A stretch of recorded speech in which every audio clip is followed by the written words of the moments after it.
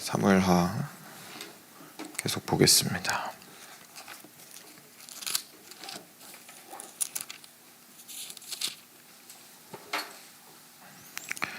14장 25절부터 33절까지죠. 25절부터 33절까지 함께 교독하도록 하겠습니다. 제가 먼저 한 절 읽겠습니다. 온 이스라엘 가운데에서 압살롬같이 아름다움으로 크게 칭찬받는 자가 없었으니 그는 발바닥에서부터 정수리까지 흠이 없음이라.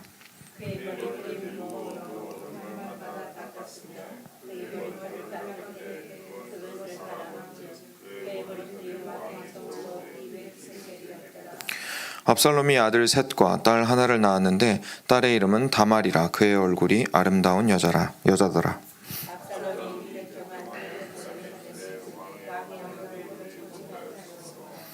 압살롬이 요압을 왕께 보내려 하여 압살롬이 요압에게 사람을 보내 부르되 그에게 오지 아니하고 또다시 그에게 보내되 오지 아니하는지라.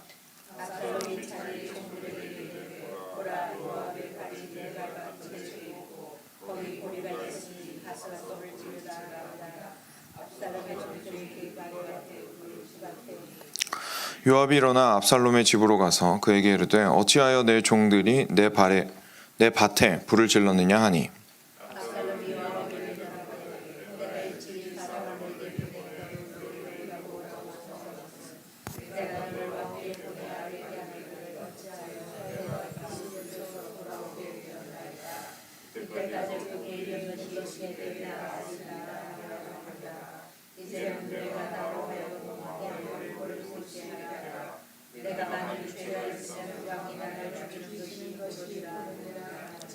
함께 읽겠습니다. 요압이 왕께 나아가서 그에게 아뢰매 왕이 압살롬을 부르니 그가 왕께 나아가 그 앞에서 얼굴을 땅에 대어 그에게 절하매 왕이 압살롬과 입을 맞추니라. 아멘. 네. 이제 드디어 본격적으로 압살롬이 완전히 다윗 품 안으로 돌아왔습니다. 14장 전체에서 이제 그 전에 압살롬이 복수를 한 이후에 압살롬을 예루살렘으로 다시 복귀시키기 위해서 요압이 아주 꾀를 많이 쓰고 하였던 것을 저희가 보게 되었죠. 드고아의 여인을 불러서 입에 할 말을 넣어주고 그리고 가서 이제 그 여인은 아주 그 기지를 발휘해서 두 아들이 싸웠는데 그 중에 큰 아들 이 작은 아들을 죽여서 문제가 심각해졌고 그리고 거기서 끝난 게 아니라 사람들이 다 몰려들어가지고 첫째 아들 죽이려고 하니까 저 좀 살려주십시오 라고 이제 다윗 왕한테 가서 이야기했죠. 그랬더니 다윗이 그 얘기 듣고 그럼 내가 절대로 그 첫째 아들 못 죽이게 도와주겠다 라고 맹세까지 합니다. 그리고 나니까 이제 드고아 여인이 속내를 얘기를 하죠. 그런데 왜 압살롬은 안 데리고 오십니까? 이렇게 얘기를 합니다. 이게 이제 어제까지의 부분이었고요. 그래서 왕이 어제 마지막 부분에 드디어 압살롬을 데리고 오도록 요압의 그 요청에 허락을 해줍니다. 그런데 어제 마지막에 이렇게 끝나죠. 그를 그의 집으로 물러가게 하여 내 얼굴을 볼 수 없게 하라. 그래서 집으로 압살롬이 그 그술에서 예루살렘으로 오자마자 바로 그 자기 집으로 들어가게 되고 다윗과는 만날 수가 없게 됩니다. 그리고 나서 이제 오늘 이야기가 이어집니다. 거기에서 전체적으로 압살롬이 요압이 이제까지 압살롬을 데리고 오기 위해서 이렇게 애썼던 그 모든 그 일의 끝에 어떤 일이 있는지를 우리가 보게 됩니다. 첫 부분에는 이제 한 번 더 압살롬이 누군지에 대해서 좀 설명을 해주고 있습니다. 온 이스라엘 가운데에서 압살롬같이 아름다움으로 크게 칭찬받는 자가 없었으니 발바닥에서부터 정수리까지 흠이 없음이라. 정말 엄청난 칭찬이죠. 머리끝에서부터 발끝까지 너무 아름다워서 이렇게 참 아름답다고 칭찬받는 사람이 또 없었다는 이야기입니다. 굉장한 미남이었고 몸도 좋았고 나중에 이제까지 저희가 행동해온 걸 보면 알지만 머리도 좋고 말도 잘해요. 그렇죠? 그래서 아주 뛰어난 사람인 것을 저희가 볼 수가 있습니다. 그의 머리털이 무거움으로 연말마다 깎았으며 그의 머리털을 깎을 때에 그것을 달아본즉 그의 머리털이 왕의 저울로 200세겔이었더라. 그래서 머리털도 굉장히 숱도 많아가지고 저희가 압살롬 하면은 이제 아주 장발의 미남을 보통 떠올리게 되죠. 그래서 건장한 미남 청년이었습니다. 아주 장발에. 그래서 1년에 한 번씩 깎았는데 깎을 때마다 정말 무거운 한 덩어리의 숱이 떨어져 나왔던 아주 멋있는 윤기 자르르 흐르는 그런 머리털을 가지고 있는 청년이었습니다. 그리고 아들 셋과 딸 하나가 있었는데 이제 딸의 이름이 다말이었죠. 그리고 이 다말도 참 아름다운 여자였습니다. 그러니까 이렇게 아름다운 이제 아버지에게서 난 그 아름다운 딸이었으니까 암논이 이렇게 마음을 잘 가누지 못했던 것 같아요. 그래서 이 하나 있는 딸에게 일어난 일에 대해서 압살롬이 그렇게 크게 분노하고 뭐 당연히 딸이 10명이 있어도 그런 말도 안 되는 일을 당하면 물론 열받겠지만 이 한 딸이었기 때문에 얼마나 더 소중하게 여기고 했을 텐데 암논이 그렇게 함부로 범하는 것을 보고 굉장히 화가 났을 겁니다. 그래서 압살롬의 분노에 대해서는 분명히 이해를 할 수가 있습니다. 그렇죠? 암논이 분명히 잘못했거든요. 그래서 암논이 잘못에 있었기 때문에 압살롬이 정당하게 분을 내고 그리고 그것에 대해서 왕께 어쩌면 들고 나가서 정의롭게 하나님의 율법을 따라서 이것을 처리하고자 했었어야 하지 않는가 싶습니다. 그런데 압살롬은 그렇게 하지 않았죠. 그냥 자기의 힘으로 모든 문제를 해결하려고 하는 것을 볼 수가 있습니다. 그리고 나서 이제 본격적으로 오늘 이야기로 들어가게 되는데요. 2년이 지났습니다. 압살롬이 이태 동안 예루살렘에 있으되 왕의 얼굴을 보지 못하였으므로, 그러니까 3년 동안 쫓겨나 있었어요. 그래서 거기에서 계속 호시탐탐 기회만 노리고 있다가 요압을 쿡쿡 찔러가지고 이제 돌아오는 데까지는 성공을 했는데, 돌아오고 나서도 2년 동안은 다윗 이렇게 앞에 가서 아버지의 얼굴을 볼 수가 없는 겁니다. 왕의 얼굴을. 그러니까 속이 굉장히 상하겠죠. 이게 왔는데도 온 게 아닌 거죠, 자기 나라에. 그리고 왕이 자기를 승인하지 않고 그리고 그 이전에 자기가 지은 죄도 여전히 남아있다는 걸 생각하면 지금 왕을 보기 전에는 이 땅 가운데에서 자유롭게 살 수가 없어요. 그렇죠? 그러니까 항상 어색하고 이렇게 힘들게 왕자인데도 불구하고 살아야 하는 상황이었을 겁니다. 그래서 아주 불편한 상황에 압살롬이 결국 이번에도 요압을 사용을 하려고 합니다. 29절입니다. 요압을 왕께 보내려 하여 압살롬이 요압에게 사람을 보내 부르되 그에게 오지 아니하고 또다시 그에게 보내되 오지 아니하는지라. 그래서 처음에는 압살롬이 시쳇말로 좋게 하려고 그랬어요. 좋게 해보려고 사람을 보냈습니다. 요압한테. 그래서 한번 찔러보려고 저 좀 아버지 앞으로 들어가는 거 도와주시면 안 될까요? 그런데 요압이 사람이 왔지만 그에게 오지 않고 또 다시 그에게 보내되 오지 아니하였습니다.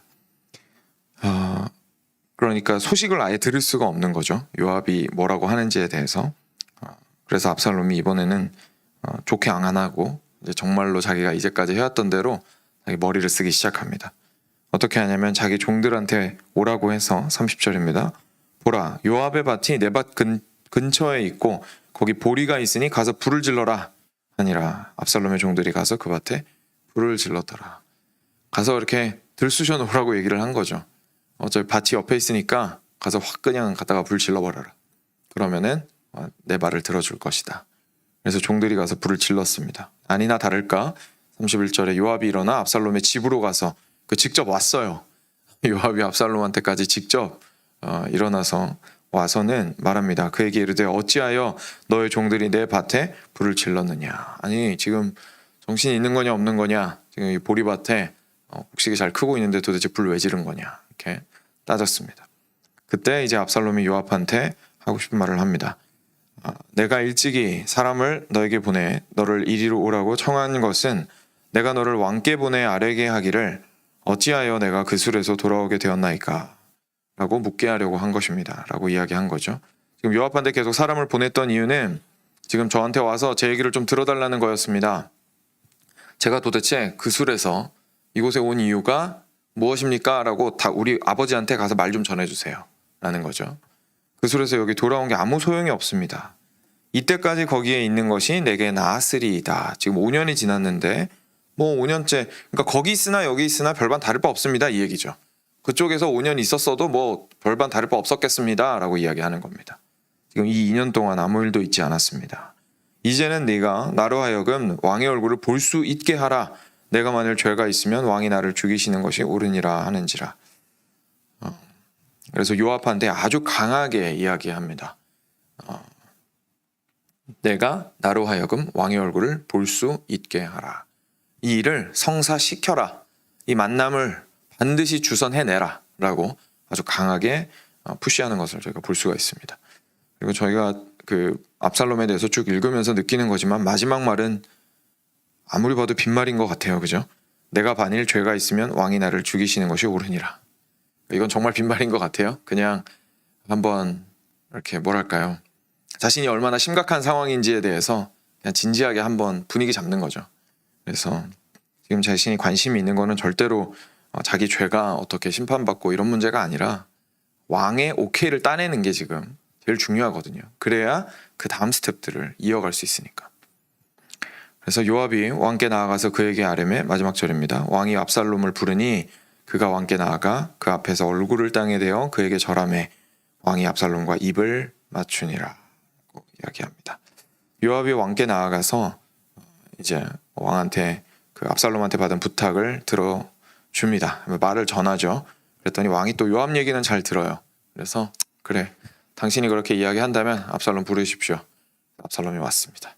압살롬이 아주 저자세로 물론 왕이시긴 하지만 또 아들이기도 하고 해서 글쎄 이렇게까지 할 필요가 있었을까 싶은데 그래도 자신이 그동안 참 죄스러운 마음 그리고 그 자신이 지은 죄로 인하여서 아버지 앞에서 보여야 하는 낮은 모습이 분명히 있었을 거기 때문에 얼굴을 땅에 대어서 다윗 왕 앞에서 절을 하였습니다. 다윗이 압살롬을 일으켜서 입맞춤을 하게 됩니다. 받아들인 거죠. 아들을 드디어 받아들이게 됩니다. 여기까지가 이제 압살롬이 예루살렘에 오게 된 경위였습니다. 근데 제가 가진 성경에 아마 다 그렇게 써 있으실지 않을까 싶은데 다윗이 압살롬과 화해하다라고 써 있어요. 저는 여기서부터 좀 다시 생각을 해봐야 된다고 생각을 합니다. 이게 화해를 한 걸까? 그렇죠? 이게 화해를 한 것인가 과연? 다윗과 압살롬이 화해를 했다고 볼 수 있겠는가? 왜냐하면 제가 이거 성경에 딴지를 거는 게 아니라 성경 편집자가 한국어 성경 편집자가 쓴 소제목이기 때문에 제가 말씀을 드리는 거예요. 네, 혹시 착각하실까봐. 성경 원문에는 없는 얘기죠. 이 화해하다라는 말은 그러니까 이제 읽는 사람이 그걸 판단을 해서 화해하다라고 이야기를 한 건데, 성경이 다른 곳에서 이야기하고 있는 화해의 모습과는 사뭇 다르다고 생각을 합니다. 그래서 오늘 여기에서 그 압살롬과 그리고 우리 다윗의 모습을 통해서 좀 다시 한번 저희의 삶을 좀 돌이켜 보았으면 좋겠습니다. 오늘 그 압살롬에게서 보게 되는 모습은 압살롬이 이제까지 보여주었던 모습의 연장선에 있는 것인데 그건 바로 자신이 생각하고 있는 목표를 반드시 이루어내려고 하는 마음입니다. 근데 이게 중요하죠. 이 자체는 아주 중요하거든요. 목표가 딱 있으면 그 목표를 달성하기 위해서 끝까지 노력하는 것은 사람한테 동기부여도 만들어주고 성실함도 만들어주고 포기하지 않는 마음도 주고 그리고 그 목표를 달성했을 때의 성취감도 주고 여러 가지로 좋은 점이 상당히 많이 있습니다. 저희도 이 땅 가운데에서 아주 이렇게 성공적으로 그게 작든 크든 자신의 인생 가운데에서 작은 일이든 큰 일이든 해내면서 사시는 분들은 다 상당히 목표를 가지고 아주 끝까지 밀고 가시는 것을 잘 하시는 분들이 그렇게 하시죠. 그래서 절대로 그건 그 자체가 나쁜 건 절대로 아닙니다. 근데 문제가 뭐냐 하면 목표를 설정했을 때 그 목표가 과연 하나님의 뜻에 부합하는 것인가 라는 것을 저희가 생각을 해보아야 합니다. 근데 압살롬 같은 경우에는 전혀 거기에 부합을 하지가 않았던 것을 저희가 보게 되죠. 왜냐하면 지금 뒤에 가서야 이 사람의 진짜 그 마음이 나타나잖아요. 이 전에는 암논을 죽이는 게 자기 목표였어요. 그래서 그 중간에 했던 그 기괴한 모든 행동들이 다 그 암논을 죽이고자 하는 원수를 자기 손으로 갚고자 하는 잘못된 목표를 달성하고자 그 일들을 했던 것이고 이제는 뒤에 가면 저희가 뭐 다 아는 사실이지만 왕위를 찬탈하기 위해서 이 일들을 차근차근 진행을 해오고 있는 것을 저희가 보게 되죠. 그러니까 목표가 과연 하나님의 뜻 안에 있는가를 저희가 먼저 고민을 해봐야 될 겁니다. 근데 이 부분에서 제가 한 가지 말씀드리고 싶은 것은 하나님의 뜻인지 아닌지를 저희의 목표가 하나님의 뜻인지 아닌지를 분별을 할 때에 어떻게 분별을 하겠냐는 거죠. 그거를 뭐 오늘 길게 말씀드릴 수는 없지만 딱 하나 제가 이렇게 뭐랄까요 많이 대화를 통해서 그리고 뭐 여러 이렇게 함께 이야기를 나누면서 이 부분을 조금 오해하실 수도 있겠다라는 생각이 들었던 부분만 제가 짚어드리도록 하겠습니다. 그게 뭐냐면 보통 저희가 목표가 하나님의 뜻이냐 아니냐를 분별하기 위해서 내가 가지고 있는 지금 어떤 결정의 기로에 섰을 때에 A랑 B랑 둘 중에 어떤 길로 가야 하느냐라는 결정의 기로에 섰을 때에 하나님이 A냐 B냐라고 말씀해 주시기를 원하는 마음으로 저희가 기도를 많이 해요. 그렇죠? 만약에 뭐 세탁소면은 세탁소를 여기다가 확장을 할 거냐 안 할 거냐, 그죠? 그럼 기도를 해야 되잖아요. 우리의 아들 딸이 이제 타주에 있는 대학교가 있고 여기에 있는 대학교가 있는데 여기 갈 거냐 거기 갈 거냐 기도를 해야 되거든요. 그러면 저희는 그거를 기도를 할 때에 이 목표가 하나님의 뜻이냐 아니냐를 판단하기 위해서 주로 그래서 이겁니까 아닙니까라고 이제 들고 나가서 기도를 해서 응답을 받으려고 하는 경우가 많이 있습니다. 그런데 저희가 하나님의 뜻이냐 아니냐를 분별할 때에 아주 많은 경우에 저희 인생에서 많은 경우에 상당히 브로드한 굉장히 넓은 범위를 가지고 있는 개념입니다. 그래서 뭐 대학을 다시 예로 들어드리면 동부에 있는 대학 가도 되고 서부에 있는 대학 가도 되고 1년 재수해도 되고 여기 있는 유오바에 가도 되고 옆에 있는 커뮤니티 칼리지 가도 상관없습니다. 괜찮아요. 왜냐하면 거기에서는 성경을 쭉 읽어보면 하나님께서 특정한 길로 가라라고 말씀하시는 것보다는 하나님께서 원하시는 옳은 길로 가라라는 것이 훨씬 더 중요하거든요. 근데 옳은 길이냐 아니냐라는 것을 두고 고민할 때에는 이거는 저희가 뒤로 물러서면 안 되는 거죠. 하나님께서 옳다고 하시는 방향으로 결정을 하는 것이 저희가 필요한 겁니다. 예를 들어서 똑같이 학교를 저기를 가고 여기를 가고 하는데 아니면 이건 사업으로 예를 드는 게 더 낫겠네요. 사업을 이쪽에 할지 저쪽에 할지 아니면 확장을 할지 말지에 대해서 고민을 하는데 이게 과연 나의 욕심으로 인한 것인지 지금 현재 상황을 봤을 때에 도저히 확장을 할 수 있는 상황이 아닌데 내가 어떤 더 많은 것들을 얻고자 하는 단순한 욕심에서만 하는 것인지 아니면은 지금 현재 탄탄하고 그리고 성실하게 이 일을 계속해서 감당을 했을 때에 하나님께서 이 사업을 확장시켜 주실 수 있으리라는 확신을 가지고 이렇게 하는 것인지에 대해서 고민을 해볼 수 있다는 거죠. 과연 이 부분이 하나님께서 나에게 뭐라고 말씀하실까? 나는 과연 정직하게 이 일을 보고 있는가? 행하고 있는가? 그리고 어떠한 동기로 나는 이 선택을 하고 있는가? 그러니까 이런 것들을 자신한테 물어보는 것이 하나님의 뜻을 분별하는 길이라는 겁니다. 물론 더 상세하게 나눌 수 있는 기회가 있겠지만 압살롬 같은 경우에는 전혀 반대편에 서 있는 것을 저희가 보게 되는 거죠. 그냥 지금 너무 화가 나니까 복수를 해야 돼요. 그냥 복수를 목표로 딱 잡고 그냥 거기까지 냈다 달리는 겁니다. 중간에 있는 모든 건 자기한테 방해물이에요. 그러니까 방해물을 그냥 어떤 방식으로든 치우는 거죠. 오늘 같은 경우에도 어떻게든 지금 아버지를 만나야 그 다음 스텝으로 갈 수가 있거든요. 그러니까 지금 아버지를 만나는 일이 중요한 겁니다. 그러니까 밭에 불을 지르든 뭘 하든 하는 거죠. 그래서 그 목표를 향해서 그냥 내달리는 것을 보게 되죠. 근데 그 목표가 하나님 앞에서 과연 옳은가? 내가 옳은 마음으로 하나님의 권위를 만약에 인정하지 않고 있다면 인정하고 있는가라고 이렇게 질문을 한다든지 하는 방식으로 자신의 길을 찾고 있는 게 아니라는 것을 저희가 보게 됩니다. 그리고 또 오늘 말씀을 통해서 두 번째로 좀 살펴보게 되는 것은 압살롬이 자신이 가지고 있는 자원을 다 자기만을 위해서 활용하는 것을 보게 돼요. 그게 이제 목표가 아주 강하면 그렇게 되기 쉽거든요. 목표가 자기가 이루고자 하는 목표가 굉장히 강하면 가지고 있는 모든 자원을 동원해서 그 목표를 이루고자 하게 되겠죠. 그래서 앞에 있는 방해물은 철저하게 치우고 그리고 자기가 가지고 있는 일단 관계인 요압을 활용하고, 그렇죠? 요압을 활용하고, 그리고 자신이 가지고 있는 아름다움을 나중에 보겠지만 활용하고, 자기가 가지고 있는 언변을 활용합니다. 그래서 그걸 가지고 그 목표를 달성하려고 하는 것이죠. 이 자체는 사실 문제가 없어요. 그렇죠? 저희가 어떤 목표를 달성할 때 저희가 가지고 있는 자원을 활용하는 건 지혜로운 겁니다. 오히려 자기가 무슨 자원을 가지고 있는지 모르는 게 지혜롭지 못한 거죠. 그래서 활용할 수 있고 이렇게 끌어올 수 있는 자원이 있는데도 그것을 잘 활용하고 있지 못하다면 오히려 사고를 좀 확장시켜서 잘 활용하는 쪽으로 생각을 해야 될 겁니다. 그런데 지금 오늘 압살롬의 문제는 뭐였냐면 자신이 그 일을 하는 과정과 일의 목표가 과연 하나님의 뜻에 있는가에 대해서 전혀 두드려보고 가지 않고 계속해서 자기 마음에 올라오는 첫 번째 방법대로 그냥 쭉쭉쭉쭉 해나가고 있는 거예요.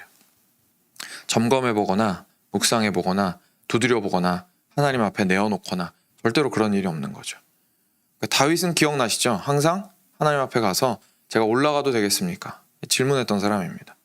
근데 압살롬은 그런 게 전혀 없었습니다. 근데 지금 아버지 다윗을 만나야 그 다음 문제가 해결이 되니까 그 문제를 해결하기 위해서, 이 목표를 달성하기 위해서 자신이 갖고 있는 자원을 다 모아서 하는 것을 보게 됩니다. 그러면 만약에 저희가 이야기가 나왔으니까 압살롬처럼 안 하는 사람은 어떻게 하는 걸까요? 자기가 가지고 있는 자원을 활용하는 것을 활용을 해서 목표를 달성하는 것 그 자체는 나쁜 게 아니라고 제가 말씀을 드렸어요. 그렇죠? 그러면 저희는 어떻게 해야 되는 걸까요? 저희의 앞서 말씀드렸던 목적과 그리고 저희가 가지고 있는 자원을 활용하는 방향에 있어서 과정과 목표 전체가 하나님의 뜻 안에 있는지를 항상 저희가 두드려보면서 가는 것이 우리 그리스도인의 일하는 방식이고 살아가는 방법입니다. 물론 그러다가 삐긋할 수도 있어요. 그렇죠? 그렇지만 저희의 마음이 항상 나침반이 막 요즘 이렇게 디지털로 해주는 거야. 노스인지 사우스인지 사우스 웨스트인지 막 정확하게 글자로 보여주고 있지만 진짜 아날로그 나침반 보시면 계속 흔들리잖아요. 저희 삶도 계속 흔들리죠. 근데 그래도 남쪽을 가리키고 있거든요. 한 바퀴 돌아도 남쪽을 가리키고 있죠.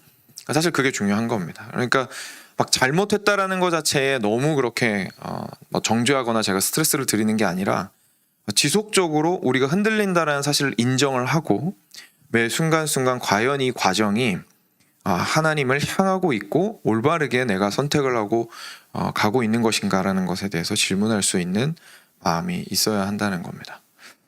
그것이 우리가 아침에 나와서 말씀 앞에 우리 자신을 내어놓는 이유이기도 하고 항상 기도해야 하는 이유이기도 합니다.